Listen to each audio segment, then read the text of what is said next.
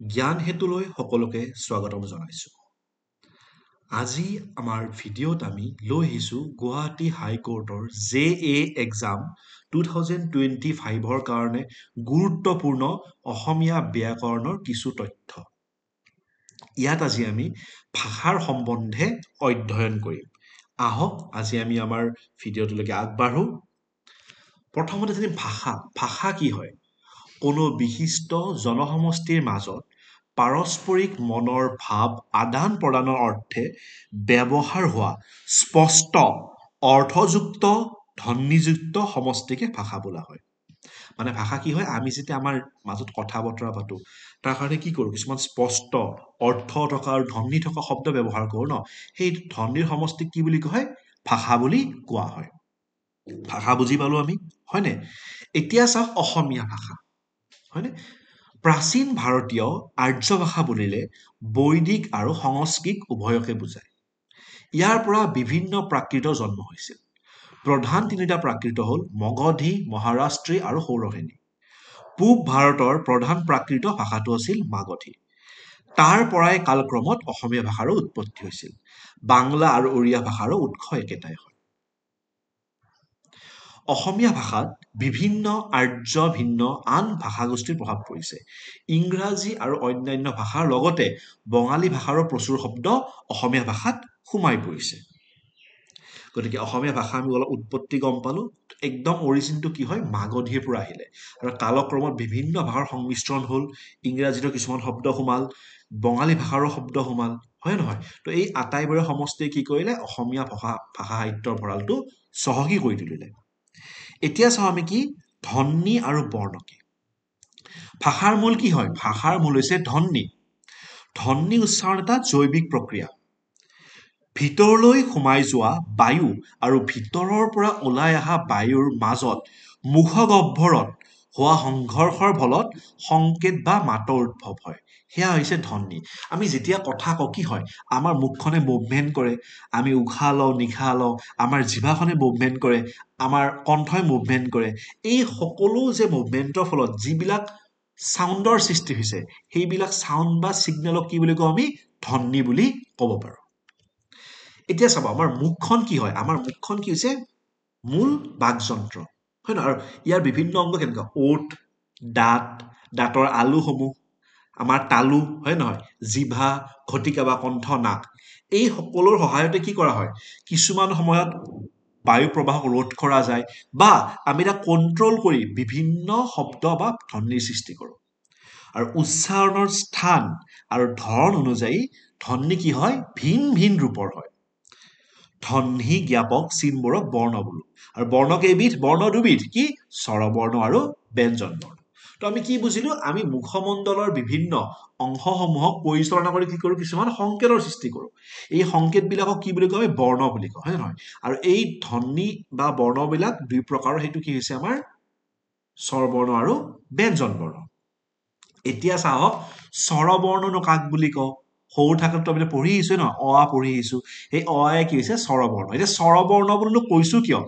আমি সেইটো চাওঁ, ঠিক আছে? যিবিলাক ধ্বনি উচ্চাৰণ কৰোঁতে বায়ু প্ৰবাহ বাধাপ্ৰাপ্ত নহয়, জিভাৰ সঞ্চালনৰ যোগেদি বায়ুৰ সৈতে নিয়ন্ত্ৰিত হৈ থাকে, তাকে স্বৰধ্বনি বোলে। সেইবাবে স্বৰধ্বনি একেৰাহে দীঘলীয়াকৈ উচ্চাৰণ কৰিব পাৰি। এনে ধ্বনিসূচক চিনবোৰে কি হৈছে? স্বৰবৰ্ণ। এতিয়া স্বৰবৰ্ণ কেইটা? অ, আ, ই, হস্ৰ ই, ঋ, হস্ৰ উ, দীৰ্ঘ ঊ, এ, ঐ, ঔ, ঔ, হয়নে? আমি কি পাইছোঁ? একদম দীঘলীয়াকৈ উচ্চাৰণ কৰিছোঁ। আমাৰ বায়ু প্ৰবাহ ৰুদ্ধ হোৱা নাই, আমি একে উশাহতে কৈ দিব পাৰিছোঁ, হয় নহয়? সংস্কৃত ভাষাৰ আৰ্হিতে অসমীয়া ভাষাৰ বৰ্ণমালা অথবা আখৰবিলাক গঢ় দিয়া হৈছে। আৰু প্ৰচলিত স্বৰবৰ্ণ 11টা। কিন্তু সংস্কৃতৰ ঋটো আমি অসমীয়াত খুব কমেই ব্যৱহাৰ কৰা যায়, বা এতিয়া অসমীয়াত সেইটো নাই বুলি আমি ক'ব পাৰোঁ, ঠিকে আছে? এতিয়া হওক কি ব্যঞ্জন বৰ্ণ। স্বৰবৰ্ণ বুজিলো। স্বৰবৰ্ণ কি? য'ত বায়ু প্ৰবাহ ৰুদ্ধ হোৱা নাই, আমি একেৰাহে সুৰ টানি কৈ দিছোঁ, হয় নাই? সেইখিনি কি আছিল? স্বৰবৰ্ণ। এতিয়া আমি কি চাম? ব্যঞ্জন বৰ্ণসমূহ চাম, হয় নে নহয়?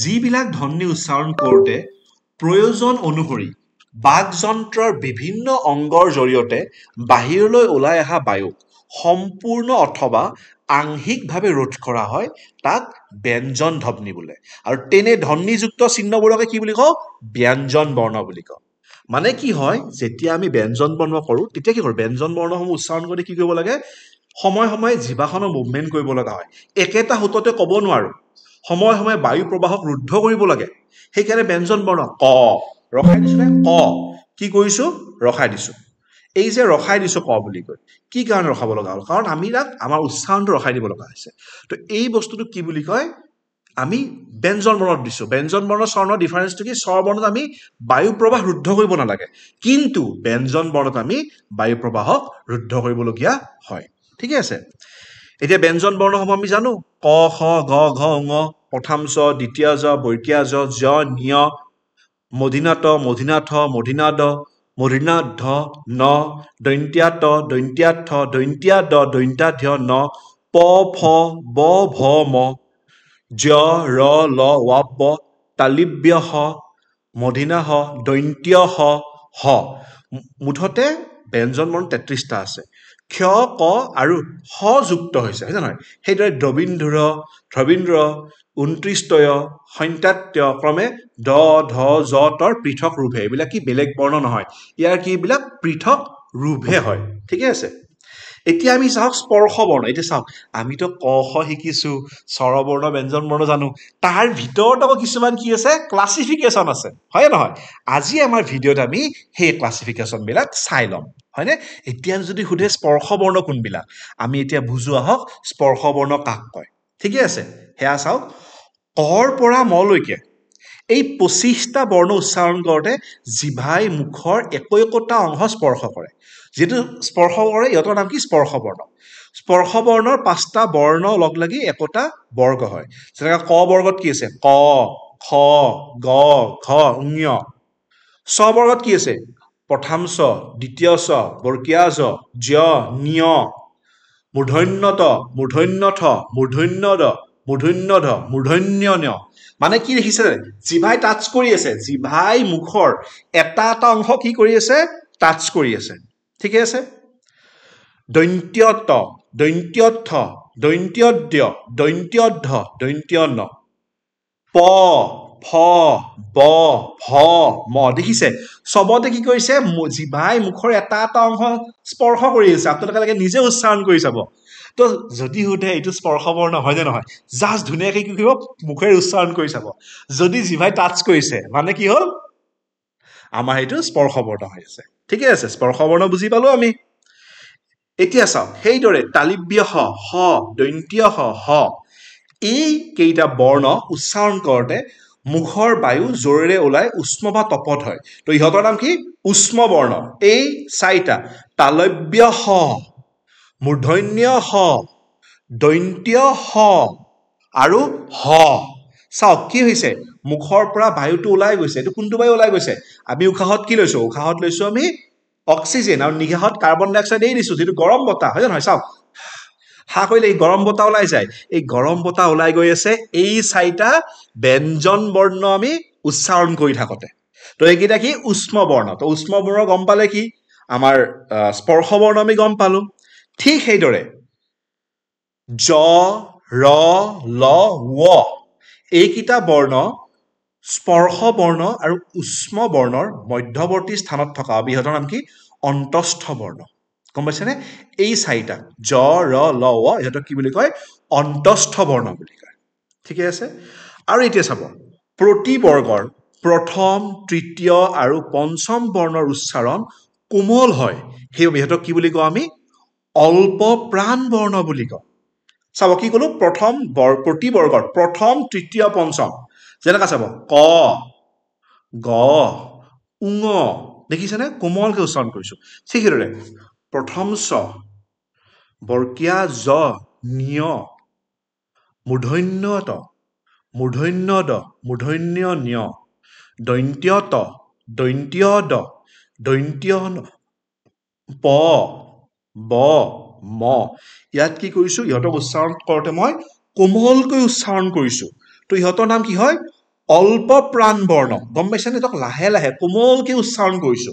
তো দেখিলেনে আমাৰ অসমীয়া স্বৰবৰ্ণখনতে কিমান প্ৰকাৰৰ বৰ্ণ সোমাই আছে হয় নহয় তো আশা কৰোঁ এই ভিডিঅ'টোৱে আপোনাক যথেষ্টখিনি সহায় কৰিব হয়নে ঠিক এইদৰে প্ৰতি বৰ্গৰ দ্বিতীয় আৰু চতুৰ্থ বৰ্ণ উচ্চাৰণ কঠিন যেনেকা এই বৰ্গ বুলি কোনটো বুজাই আছে গম পায় এই বৰ্গটো চাওক এই ক বৰ্গ আছিল যে ছ বৰ্গ আছিল ত বৰ্গ সেই বৰ্গৰ কথা কৈছো এতিয়া কোনটো কৈছো আমি ইয়াত প্ৰথম দ্বিতীয় আৰু চতুৰ্থ এনেকে দ্বিতীয় বৰ্গ কি খ খ দ্বিতীয় ছ জ দেখিছানে এইখিনি এইখিনি কি জোৰত ক'ব লগা আছে কোমল নহয় কিন্তু কটোৱে ক গ উঙ কোমল আছিল ইয়াত চাওক ক বৰ্গতে চাওক আপোনালোকে খ খ এইকেইটাকে কঠোৰ হয় বুজি পালে এইকেইটাক যিহেতু মই কঠোৰভাৱে উচ্চাৰণ কৰিব লাগে তো ইহঁতক কি বুলি কৰিব লাগে আমি মহাপ্ৰাণ বৰ্ণ গম পালেনে প্ৰথম বৰ্গ কি কৰ ঘাতটো দ্বিতীয়টো তৰ প্ৰথম স্বৰ ঘাতটো তো খ ঘ দ্বিতীয় ছ জ ঠ দেখিছে এইখিনি কি বুলি কওঁ আমি মহাপ্ৰাণ বৰ্ণ বুলি কওঁ তো গম পালো অল্প প্ৰাণ বৰ্ণ কোনখিনি মহাপ্ৰাণ বৰ্ণ কোনখিনি আৰু প্ৰতি বৰ্গৰ প্ৰথম আৰু দ্বিতীয় বৰ্ণ উচ্চাৰণ কৰোঁতে স্বৰতন্ত্ৰী কপি নুঠে মানে আমাৰ যিটো মানে হেৰি আছে কথা কোৱা যিটো ঢৌটো কপি নুঠে তো ইহঁতক কি বুলি ক'ব পাৰোঁ আমি অঘোষ বৰ্ণ বা শ্বাস বৰ্ণ বুলি ক'ব পাৰোঁ যেনেকা ক খ ছ হয় নহয় প্ৰথম ছ দ্বিতীয় ছ ত থ তো ইহঁতক কি বুলি কওঁ আমি অঘোষ বৰ্ণ বুলিয়ে কওঁ তো এইদৰে কি কৰিব পাৰোঁ আমি অসমীয়া আমাৰ যিটো হেৰি আছে এই স্বৰবৰ্ণখন আছে তাৰ বিভিন্ন এটা প্ৰকাৰৰ ক্লাছিফিকেশ্যন আছে এই ক্লাছিফিকেশ্যনবিলাক ইম্পৰ্টেণ্ট হয় বুজি পাইছে এতিয়া আপোনাৰ অঘোষ বৰ্ণ কোনকেইটা হ'ব অল্পপ্ৰাণ বৰ্ণ কোনকেইটা হ'ব মহাপ্ৰাণ বৰ্ণ কোনকেইটা হ'ব গম পালানে এই সকলোবিলাক আমি আইডিয়া কৰিলোঁ ভাবি থাকিলোঁ অল্পপ্ৰাণ বৰ্ণনো কি হয় কতনো আছে আমি স্বৰবৰ্ণ ব্যঞ্জন বৰ্ণ শুনিছোঁ কিন্তু ব্যঞ্জন বৰ্ণৰ ভিতৰতে এই সকলোবিলাক সোমাই আছে তো আশা কৰোঁ এই ভিডিঅ'টোৱে আপোনালোকক যথেষ্টখিনি সহায় কৰিব আৰু লগতে চাব প্ৰতি বৰ্গৰ তৃতীয় চতুৰ্থ আৰু পঞ্চম বৰ্ণ উচ্চাৰণ কৰোঁতে স্বৰতন্ত্ৰী কিন্তু কঁপি উঠে তো এইটোক কি বুলি কয় ঘোষ বা নাদ বৰ্ণ বোলো যেনেকুৱা গ খ উঙ বৰ্গীয়া জ জ ঞ থ গম পাইছেনে ইয়াত কি হৈছে যেনেকুৱা ব ভ ম কি হৈছে যিটো স্বৰতন্ত্ৰী আছে সেইটো কি স্বৰতন্ত্ৰটো আমাৰ কঁপিছে ইট যিটো ভাইব্ৰেটেড যিহেতু ভাইব্ৰেট হৈছে তো কি হ'ব ঘোষ বৰ্ণ বা নাদ বৰ্ণ য'ত নকপাখিনি কি অঘোষ বৰ্ণ য'ত ডাইৰেক্টলি ফ্লুৱেণ্টলি কৈ দিছোঁ আৰু য'ত আমাৰ স্বৰতন্ত্ৰ কঁপি গৈছে তো সেইটো কি হ'ব আমাৰ ঘোষ বৰ্ণ ঠিকে আছে তো আজি আমি ভিডিঅ'টোত কি চালোঁ অসমীয়া ভাষা কি হয় আৰু বিশেষকৈ অসমীয়া ভাষাৰ বৰ্ণমালা হয় নহয় স্বৰবৰ্ণ আৰু ব্যঞ্জন বৰ্ণৰ ওপৰত আমি বিশেষভাৱে বিশ্লেষণ কৰিলোঁ তো এইখিনি আমাৰ কাৰণে অত্যন্ত গুৰুত্বপূৰ্ণ হয় অসমীয়া ভাষাটো জনাটো আমাৰ অসমীয়া জাতিৰ কাৰণে গুৰুত্বপূৰ্ণ আৰু তদুপৰি এই যিটো পৰীক্ষা আহি আছে সেই পৰীক্ষাত এইসমূহ বিষয় আপোনালোকক যথেষ্ট সহায় কৰিব আৰু আশা কৰোঁ আপোনালোকে আমাৰ ভিডিঅ'সমূহ ভাল পাই আছে আমাক বিশেষকৈ লাইক শ্বেয়াৰ ছাবস্ক্ৰাইব কৰিব আপোনালোকৰ মৰম আৰু আশীৰ্বাদৰ আমাৰ অত্যন্ত দৰকাৰ এইদৰে আমি যেৰ কাৰণে দৰকাৰী আটাইবিলাক ভিডিঅ' লৈ আহি থাকিম অসমীয়া বিষয় হওক কাৰেণ্ট এফেয়াৰ্ছ বিষয় হওক বা যিখিনি আমাৰ মেথামেটিক্স আৰু ৰিজনিঙৰ বিষয়খিনি আছে আমি সেইখিনি লৈ আহিম খালি আপোনালোকৰ পৰা আমাক মৰম আৰু আশীৰ্বাদখিনি লাগে তেতিয়ালৈকে আকৌ পুনৰ নেক্সট ভিডিঅ'ত লগ পাম আমাৰ চেনেলটো ছাবস্ক্ৰাইব কৰিব লাইক কৰিব আৰু আমাৰ যিসমূহ হোৱাটছআপ গ্ৰুপ আছে তাত আমাক জইন কৰিব তেতিয়ালৈকে ধন্যবাদ বিদায় জয় আই অসম